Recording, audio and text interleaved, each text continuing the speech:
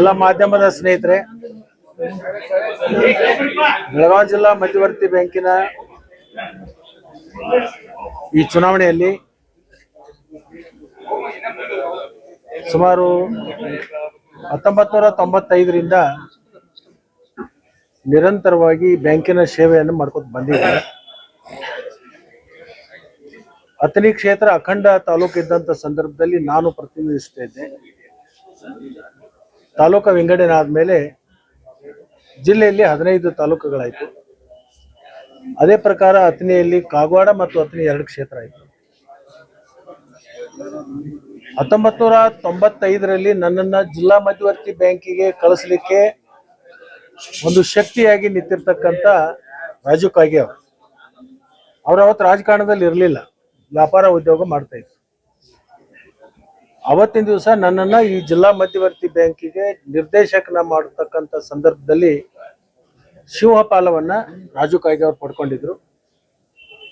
ಇವತ್ತು ಸುದೈವದಿಂದ ಕಾಗವಾಡ ಕ್ಷೇತ್ರ ಒಂದು ಹೆಚ್ಚುವರಿಯಾಗಿ ಬಂದಿರೋದ್ರಿಂದ ಅವಂದು ಋಣವನ್ನ ಕಡಿಮೆ ಮಾಡ್ಕೋಬೇಕು ಅಂತಕ್ಕಂಥ ವಿಚಾರವನ್ನು ಇಟ್ಕೊಂಡು ಕಾಗವಾಡ ಕ್ಷೇತ್ರದಿಂದ ರಾಜು ಕಾಗೆ ಅವರನ್ನ ನಾವೆಲ್ಲರೂ ಸೇರ್ಕೊಂಡು ಆ ಭಾಗದ ಎಲ್ಲ ಕೃಷಿ ಪತ್ತಿನ ಸಹಕಾರಿ ಸಂಘಗಳ ಸದಸ್ಯರ ಅಧ್ಯಕ್ಷರ ಅಭಿಪ್ರಾಯವನ್ನು ಪಡ್ಕೊಂಡು ಬಹುದಿನಗಳಿಂದ ಜೋಡೆತ್ತು ಅಂತ ಹೇಳಿ ನಾವು ಕರಿತಾ ಇದ್ದೇವೆ. ಇಲ್ಲಿನೂ ಕೂಡ ಜೋಡೆತ್ತು ಹೋಗ್ಬೇಕು ಅಂತ ಹೇಳಿ ಅಪೇಕ್ಷೆ ಪಟ್ಟ ಮೇಲೆ ರಾಜು ಕಾಗೆ ಅವರು ನಾವು ಇವತ್ತು ಸುಮಾರು 155 ಕೃಷಿ ಪತ್ತಿನ ಸಹಕಾರಿ ಸಂಘಗಳ ನಿರ್ದೇಶಕರ, ಅಧ್ಯಕ್ಷರ, ಅಲ್ಲಿರ್ತಕ್ಕಂಥ ಕಾರ್ಯದರ್ಶಿಗಳ ಮತ್ತು ನಮ್ಮೆಲ್ಲರಿಗೆ ಮಾರ್ಗದರ್ಶನ ಮಾಡ್ತಕ್ಕಂಥ ಹಿರಿಯರ ಮತ್ತು ಹಿತೈಷಿಗಳ ಅಭಿಪ್ರಾಯವನ್ನು ಪಡ್ಕೊಂಡು ಸಂಪೂರ್ಣವಾಗಿರ್ತಕ್ಕಂಥ ನಿಮಗೆ ನಾವು ಆಶೀರ್ವಾದ ಮಾಡ್ತೀವಿ, ನೀವೇ ಸ್ಪರ್ಧೆ ಮಾಡಬೇಕು ಅಂತ ಹೇಳಿ ಅವರ ಒಪ್ಪಿಗೆಯನ್ನು ಪಡ್ಕೊಂಡು ಅವರ ಆಶೀರ್ವಾದದಿಂದ ಮತ್ತು ಮಾತಪಸ್ವಿ ಶಿವಯೋಗಿಗಳ ಒಂದು ಆಶೀರ್ವಾದ ಪಡ್ಕೊಂಡು ನಾವಿಬ್ರು ಇವತ್ತು ನಾಮಪತ್ರವನ್ನು ಸಲ್ಲಿಸಿದ್ದೀವಿ. ಬಹಳ ದಶಕಗಳಿಂದ ತಾವು ಏನಂತಂದ್ರೆ ಈ ಡಿಸಿಸಿ ಬ್ಯಾಂಕ್ ಅನ್ನ ಪ್ರವೇಶ ಮಾಡಿ ಕೆಲಸ ಮಾಡ್ತಾ ಬಂದಿದೆ. ಆದ್ರೆ ಪ್ರತಿ ಬಾರಿ ನಡೆದಂತ ಎಲೆಕ್ಷನ್ ಮತ್ತು ಈ ಎಲೆಕ್ಷನ್ ವಿಚಾರಕ್ಕೆ ಸಂಬಂಧಪಟ್ಟಂತೆ ಏನ್ ಹೇಳ್ತೀರಿ? ಯಾಕಂತಂದ್ರೆ ಎಲ್ಲಾ MLAಗಳು, ಗುಂಪುಗಳು ಜೊತೆಗೆ ಆರೋಪ ಪ್ರತ್ಯಾರೋಪ, ಜಿದ್ದಾಜಿದ್ದಿ, ಇದ್ರ ಬಗ್ಗೆ ಏನ್ ಹೇಳ್ತೀರಿ ಅಂತ. ಸೂರ್ಯ ಚಂದ್ರನಿಗೆ ಗ್ರಹಣಗಳು ಪ್ರತಿ ದಿವಸ ಹಿಡಿಯಲ್ಲ. ಸೂರ್ಯ ಚಂದ್ರನಿಗೆ ಅವಾಗ ಸಂದರ್ಭಕ್ಕೆ ಅನುಸಾರವಾಗಿ ಗ್ರಹಣಗಳು ಬರ್ತಿರ್ತಾವ. ಆ ಗ್ರಹಣಗಳು ಬಂದಂತ ಸಂದರ್ಭದಲ್ಲಿ ಸ್ವಲ್ಪ ಪೂಜಾ ಪುನಸ್ಕಾರ ಇತ್ಯಾದಿ ಮಾಡ್ಬೇಕಾಗುತ್ತೆ. ಅದನ್ನ ಮಾಡಿ ಸೂರ್ಯ ಚಂದ್ರ ಗ್ರಹಣ ಹಿಡಿತಕ್ಕಂಥದ್ದು ಗ್ರಹಣ ಅವ್ರಿಗೆ ಹಿಡಿತೆ. ಅವಾಗ ಅವ್ರಿಗೆ ಒಳ್ಳೇದಾಗ್ಲಿ ಅಂತ ಹೇಳಿ ಮಾನವ ಕುಲದಲ್ಲಿ ಇರ್ತಕ್ಕಂಥದ್ದು, ಧರ್ಮದ ಮೇಲೆ ನಿಷ್ಠೆ ಇರ್ತಕ್ಕಂಥವ್ರು ಪೂಜೆ ಪುನಸ್ಕಾರಗಳನ್ನು ಮಾಡಿ ಅದು ನಿವಾರಣೆ ಆಗ್ಲಿ, ಅವರಿಗೆ ತೊಂದರೆ ಆಗ್ಬಾರ್ದು ಅಂತ ಹೇಳಿ ಪೂಜೆ ಪುನಸ್ಕಾರಗಳನ್ನ ಭಗವಂತನಲ್ಲಿ ನಾವು ಮಾಡ್ತೀವಿ.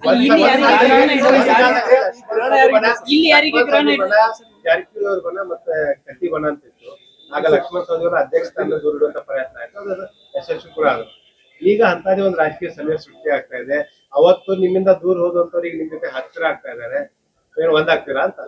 ಈಗ ರಾಜು ಕಾಗೇನು ನಾನು ಕೂಡ್ಕೊಂಡು ಒಂದ್ ಬಣ ಮಾಡಿದೀವಿ.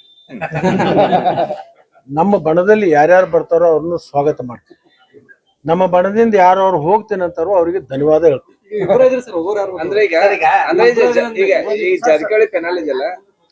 ನಾಟಿಗೆ ಸಸಿ ನಟ್ಟು ಮುಂದ ಒಂದೇ ಇರುತ್ತೆ.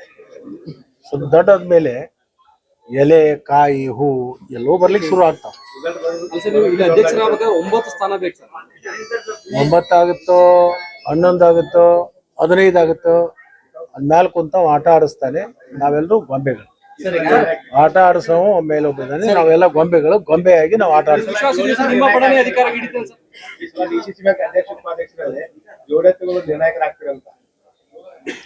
ಸಮಯ ಉತ್ತರ ಕೊಡುತ್ತೆ. ಸಮಯಾನುಸಾರವಾಗಿ ಅವೆಲ್ಲ ಕಾಲ ನಿರ್ಣಯ. ಇವತ್ತಿನ ತನಕನೂ ಇಲ್ಲ, ಮುಂದೂ ಇಲ್ಲ. ನಾನು ನಾನು ಶಾಸಕನಾಗಿದ್ದೆ, ಮಂತ್ರಿ ಆಗಿದೆ, ಸಹಕಾರಿ ಮಂತ್ರಿ ಆಗಿದೆ, ಉಪಮುಖ್ಯಮಂತ್ರಿ ಆಗಿದೆ, ಅನೇಕ ಇಲಾಖೆಗಳನ್ನ ನೋಡಿದ್ದೀನಿ. ಇಲ್ಲಿನೂ ಕೂಡ ಉಪಾಧ್ಯಕ್ಷ ಆಗಿದ್ದೇನೆ, ಅಧ್ಯಕ್ಷ ಆಗಿದ್ದೇನೆ. ಅಪೆಕ್ಸ್ ಬ್ಯಾಂಕ್ದಲ್ಲಿನೂ ಕೂಡ ಉಪಾಧ್ಯಕ್ಷ ಆಗಿದ್ದೆ. ಬೇರೆಯವರಿಗೆ ಅವಕಾಶ ಕೊಡಬೇಕು ಅಂತಕ್ಕಂಥ ನನ್ನ ಬಯಕೆ ಇದೆ. ನಾನು ವೈಯಕ್ತಿಕವಾಗಿ ಅಧ್ಯಕ್ಷ ಆಗಬೇಕು ಅಂತಕ್ಕಂಥ ಆಲೋಚನೆ ನಾನು ಮಾಡಿಲ್ಲ. ಸರ್, ಇತ್ತೀಚೆಗೆ ಬಾಲಚಂದ್ರ ಜಾರಕಿಹೊಳಿ ಅವರು ಒಂದು ಹೇಳಿಕೆ ಕೊಟ್ಟರು ಮೊನ್ನೆ 2-3 ದಿವಸದಿಂದ. ನಾವು ಕಾಗವಾಡ ಮತ್ತು ಅಥಣಿಯಿಂದ ಯಾವುದೇ ನಾವೆಲ್ಲರೂ ಸಹಕಾರಿ, ಎಲ್ಲರೂ ಅಣ್ತಮ್ಮರಂಗಿದ್ದೀವಿ. ನಂದೊಂದು ಅಪೇಕ್ಷೆ, ಈ ವಿಡ್ರಾಲ್ ಮಾಡ್ತಕ್ಕಂಥ ಏನು ಜ್ಯೂಸ್ ಇದೆ ವಾಪಸ್ ತಗೋತಕ್ಕ. ನಾನು ಜಿಲ್ಲೆಯಲ್ಲಿ ಇರ್ತಕ್ಕಂಥ ಪ್ರಭಾಕರ್ ಕೋರೆ ಅವರ ಅಣ್ಣವ್ರನ್ನ ಹಿಡ್ಕೊಂಡು ಇಡೀ ಜಿಲ್ಲೆಯಲ್ಲಿ ಇರ್ತಕ್ಕಂಥ ಎಷ್ಟು ಮಂದಿ ಸಹಕಾರಿಗಳಿದಾರೋ, ಇದೊಂದು ನಮ್ಮ ಪೂರ್ವಜರು ಬೆಳೆಸಿರ್ತಕ್ಕಂಥ ಕಟ್ಟಿರ್ತಕ್ಕಂಥ ಬ್ಯಾಂಕು. ಇದು ಮುಂದೂ ಕೂಡ ಗಟ್ಟಿಯಾಗಿ ಉಳಿಬೇಕು. ಇಡೀ ರಾಜ್ಯದಲ್ಲಿ ಇರ್ತಕ್ಕಂಥ ಒಂದೇ ಒಂದು ಶಿಸ್ತುಬದ್ಧವಾಗಿ ಶಕ್ತಿಯುತವಾಗಿರ್ತಕ್ಕಂಥ ಬ್ಯಾಂಕ್ ಮುರುಗೋಡು ಅಜ್ಜನವ್ರು ಕಟ್ಟಿದ್ರು. ಆ ಮುರುಗೋಡು ಅಜ್ಜನವರ ಆತ್ಮಕ್ಕೆ ಅಶಾಂತಿ ಆಗಬಾರ್ದು, ಅವರ ಆತ್ಮಕ್ಕೆ ಶಾಂತಿ ಸಿಗಬೇಕು.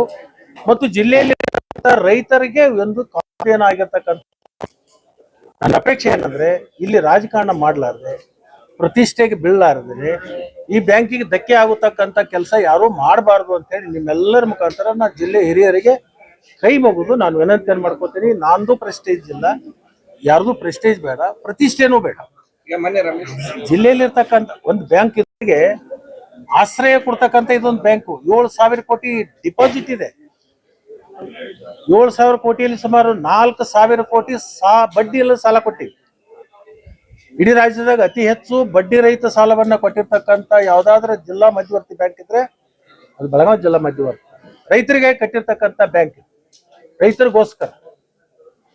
ಅದರಿಂದ ಆಡಳಿತ ಮಂಡಳಿ ಮೇಲೆ ಸಾರ್ವಜನಿಕರ ವಿಶ್ವಾಸ ಇರಬೇಕು. ಆ ವಿಶ್ವಾಸ ಇದ್ದಾಗ ಜನ ಇಲ್ಲಿ ತಂದು ಠೇವಣಿ ಇಡ್ತಾರೆ. ಆ ಠೇವಣಿ ನಮ್ಮದು ರಕ್ಷಣೆ ಆಗುತ್ತೆ ಅಂತ. ಆ ವಿಶ್ವಾಸ ಕಳ್ಕೊಳ್ತಕ್ಕಂಥದ್ದು ಯಾರು ಮಾಡಬಾರ್ದು. ವಿಶ್ವಾಸ ಗಳಿಸುವಂತ ಕೆಲಸ ನಾವೆಲ್ಲರೂ ಕೂಡಿ ಮಾಡ್ಲಿ ಅಂತ ಒಂದು ಸದ್ಬುದ್ಧಿಯನ್ನ ಮುರುಗೋಡು ಅಜ್ಜ ಎಲ್ಲರಿಗೆ ಕೂಡ್ಲಿ ಅಂತ ಹೇಳಿ ನಾನು ಕೈ ಮುಗಿದು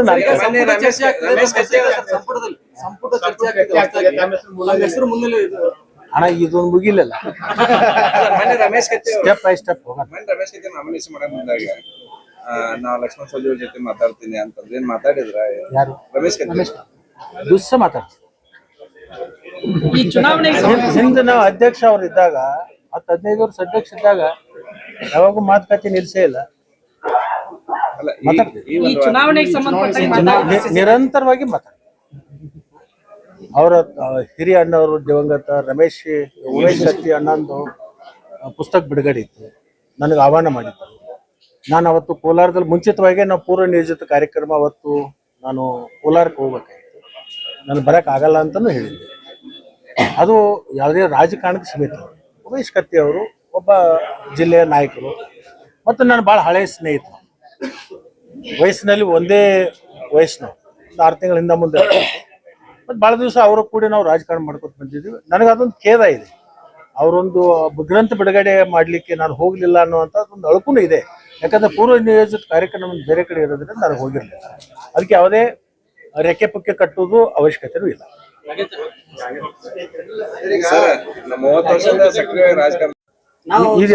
ಇದೆಲ್ಲವೂ ವಿಡ್ರಾಲ್ ಮುಗಿದ ಮೇಲೆ ಸತ್ಯ ಅಸತ್ಯ ಗೊತ್ತಾಗ. ಯಾರೇ ಏನು ಕೇಳಿ ಹೇಳಿಕೆ ಕೊಟ್ಟರು ಕೂಡ ಇವತ್ತಿನ ಸಂದರ್ಭಕ್ಕೆ ಅಪ್ರಸ್ತುತ. ಯಾವತ್ತು ನಾಮಪತ್ರ ವಾಪಸ್ ತಗೋತೀವಿ, ಅವರವರ ಹೇಳಿಕೆಗಳಿಗೆ ಅವರು ಭದ್ರಾಗಿದ್ದಾರು ಅಂತಕ್ಕಂಥದ್ದು ಉತ್ತರ ನಿಮಗೆಲ್ರಿಗೂ ಸಿಗ್ತದೆ.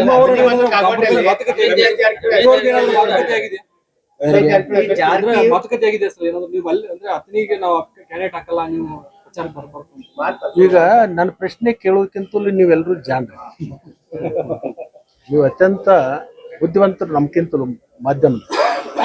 ಈ 2 ಕ್ಷೇತ್ರದಿಂದ ನಾಮಪತ್ರ ಸಲ್ಲಿಕೆ ಆಗಿದೆ ಇಲ್ಲ.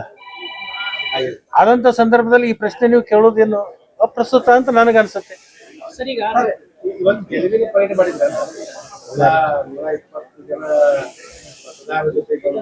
ರಾಜು ಕಾಗೇನ್ ಕ್ಷೇತ್ರದಲ್ಲಿ 24 ಮತದಾರ, 20 ಜನ ನಿಮ್ಮ ಜೊತೆಗೆ ನಾವು ಇರ್ತೀವಿ, ಎಂತ ಕಾಲ ಕಷ್ಟ ಬಂದ್ರು ಕೂಡ ನಿಮ್ಮ ಜೊತೆಗೆ ಗಟ್ಟಿಯಾಗಿರ್ತೀವಿ ಅಂತೇಳಿ ಬೆಂಬಲವನ್ನು ಸೂಚಿಸಲಿಕ್ಕೆ. ಅಥಣಿ ಕ್ಷೇತ್ರದಲ್ಲಿ 125 ಮತದಾರರು.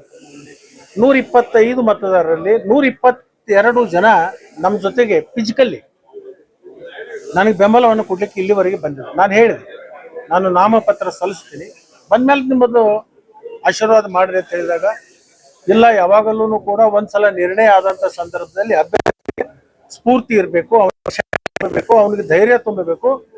ನಾವು ಹಿಂದೂ ಅದೀವಿ, ಈಗೂ ಅದೀವಿ, ಮುಂದೂ ಇರ್ತೀವಿ ಅಂತಕ್ಕಂಥ ಒಂದು ವಿಚಾರ ಇಟ್ಕೊಂಡು ನಾವು ಯಾರಿಗೆ ಹಣ ಕೊಟ್ಟಿಲ್ಲ, ಊಟ ಕೊಟ್ಟಿಲ್ಲ. ಇವತ್ತೊಂದ್ ಸ್ವಲ್ಪ ಊಟಕ್ಕೆ ಇಲ್ಲಿ ಬಂದಂತ ಸಂದರ್ಭದಲ್ಲಿ ಊಟ ಮಾಡಿಸ್ತೀವಿ. ಆ ಮಾತು ಬೇರೆ. ಸರ್, ಈಗ ಬೇರೆ ಬೇರೆ ತಾಲೂಕುಗಳಲ್ಲಿ ಸರ್, ನೀವು ಹೇಳೋ ಪ್ರಕಾರ ಸಿನಿ ಮತ್ತು ಕಾಗೋಡು ರಿಸಲ್ಟ್ ಗೊತ್ತಾಯ್ತು, ಚುನಾವಣೆ ನಡೀತಾವ, ಅಲ್ಲಿ ಕೂಡ ಭಾಗವಹಿಸ್ರ ಅಂತ ಈಗ ಅಣ್ಣ, ಇದು ಈ ವಿಡ್ರಾಲ್ ಮುಗಿಬೇಕು. ವಿಡ್ರಾಲ್ ಮುಗಿಯುವವರೆಗೆ ಚಿತ್ರಣ ನಿಮಗೆ ಯಾರಿಗೆ ಗೊತ್ತಾಯ್ತು. ಈಗ ನನ್ನ ಕ್ಷೇತ್ರದಲ್ಲಿ 3 ಜನ ನಾಮಿನೇಷನ್ ಪತ್ರ ಮಾಡಿದ್ರು, ನಾನು ಮಾಡಿದ್ದೀನಿ. ನನ್ನ ವಿರೋಧದಲ್ಲಿ ಮಹೇಶ್ ಕುಮಟಳ್ಳಿ ಅವರು ಮಾಡಿದ್ದಾರೆ. ಅದರ ಜೊತೆಗೆ ಇನ್ನಿಬ್ರು ಈಗ ಮಾಡ್ಲಕ್ಕೆ ಹೋಗಿದ್ರು. ಅವರಿಬ್ರು ತಗೊಳ್ಳಿದ್ರೆ ಚುನಾವಣೆ ಆಗುತ್ತೆ. ಅವ್ರು 3 ಜನ ನಿಂತು ಬಿಟ್ರೆ ಅವಾಗ ಚೌಕಂಡು ಸ್ಪರ್ಧೆ ಆಗುತ್ತೆ. 120 ಜನ ತಗೊಂಡು ಬಂದಿದ್ದಾರೆ. ಇನ್ನು ಚುನಾವಣೆ ಆದ ರಿಸಲ್ಟ್ ನಿಮ್ದೊಂದು ಗೊತ್ತಿದೆ ಚುನಾವಣೆ ಆಗ್ಬೇಕು. ಚುನಾವಣೆ ಆಗಬೇಕು. ಆದ್ಮೇಲೆ ನೋಡು, ಆತ್ಮಸಾಕ್ಷಿ ಅನ್ನೋ ಅಂಥದ್ದು ಕೆಲವೊಬ್ಬರಿಗೆ ಇರ್ತದೆ. ನಾವೆಲ್ಲರೂ ಒಂದು ಮನೋಧೈರ್ಯದಿಂದ ನಮಗೆ ಮತ ಹಾಕ್ತಾರೆ, ನಮಗೆ ಆಶೀರ್ವಾದ ಮಾಡ್ತಾರೆ. ಯಾವ ಮನುಷ್ಯ ನಿಂತಾವ್ ಸೋಲ್ತೀನಿ ಅಂತ ಯಾರು ಹೇಳಕ್ಕಾಗಲ್ಲ. ಸೋಲೋದು ಗೊತ್ತಿದ್ರು ಸಹಿತ ನಾ ಗೆಲ್ತೀನಿ ಅಂತ ಹೇಳ್ಬೇಕಾಗುತ್ತದೆ. ಬೇರೆಯವರಿಗೆ ಅದು ಸ್ಫೂರ್ತಿ ಇರಲಿ ಅಂತ. ಇದಕ್ಕೆಲ್ಲಕ್ಕೂ ಇತಿಶ್ರೀ ನಾಮಪತ್ರ ವಾಪಸ್ ತೆಗೆದ ಮೇಲೆ ಒಂದ್ ಹಂತ, ಆಮೇಲೆ ಚುನಾವಣೆ ಆದ್ಮೇಲೆ ಇನ್ನೊಂದು ಹಂತ. ಸರ್, ಈಗ ರಮೇಶ್ ಕತ್ತಿ ಅವ್ರ ಜೊತೆ ತಾವು ಕೈ ಜೋಡಿಸ್ತೀರಾ ಅಂತ? ರಮೇಶ್ ಕತ್ತಿ ಅವ್ರ ಜೊತೆ ನನ್ನ ಜೊತೆ ಎಲ್ಲರೂ ಸ್ನೇಹಿತರದಾರೆ. ಈ ಬ್ಯಾಂಕಿನಲ್ಲಿ ಇರ್ತಕ್ಕಂಥ ಎಲ್ಲಾ ನಿರ್ದೇಶಕರು ನನ್ನ ಜೊತೆಗೆ ಅತ್ಯಂತ ಪ್ರೀತಿ ವಿಶ್ವಾಸದಿಂದ ಇದ್ದಾರೆ. ನಾನು ಅಧ್ಯಕ್ಷನಾದಂತ ಸಂದರ್ಭದಲ್ಲಿ ಎಲ್ಲಾ ನಿರ್ದೇಶಕರು ಬೇರೆ ಬೇರೆ ಗುಂಪಿನಲ್ಲಿ ಇರ್ಬೋದು, ಇವತ್ತಿಗೂ ಹೇಳ್ತಾರೆ, ಲಕ್ಷ್ಮಣ ಸವದಿ ಅವರು ಇದ್ದಂತ ಸಂದರ್ಭದಲ್ಲಿ ನಮ್ಮನ್ನೆಲ್ಲರೂ ಕೂಡ ಬಹಳ ಚೆನ್ನಾಗಿ ನೋಡ್ಕೊಂಡ್ರು, ಗೌರವದಿಂದ ನೋಡ್ಕೊಂಡ್ರು ಅಂತ ಮಾತಿದೆಯಲ್ಲ, ಅದು ನನಗೆ ತೃಪ್ತಿ ಇದೆ.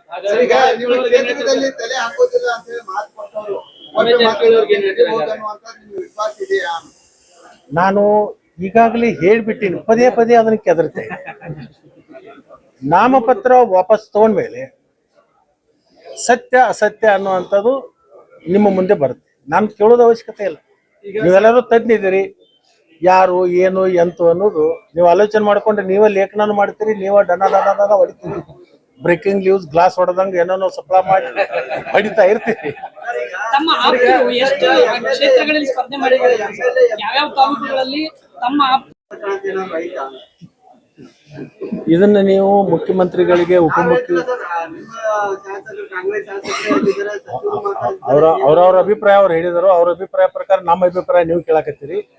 ಇದನ್ನ 3 ಮಂದಿನ ಕೇಳ್ಬೇಕು ನೀವು, ಮುಖ್ಯಮಂತ್ರಿಗಳನ್ನ, ಉಪಮುಖ್ಯಮಂತ್ರಿಗಳನ್ನ, ಹೈಕಮಾಂಡ್. ಇವ್ರು 3 ಮಂದಿನ ಕೇಳಿದ್ರೆ ಸರಿಯಾದ ಉತ್ತರ ಸಿಗ್ತದೆ. ನೀವು ರಾಂಗ್ ಅಡ್ರೆಸ್ ಪತ್ರ ಬರೆದ್ರೆ ಆ ಪತ್ರ ಅಲ್ಲಿ ಹೋಗಿ ಮುಟ್ಟಲ್ಲ. ಧನ್ಯವಾದ.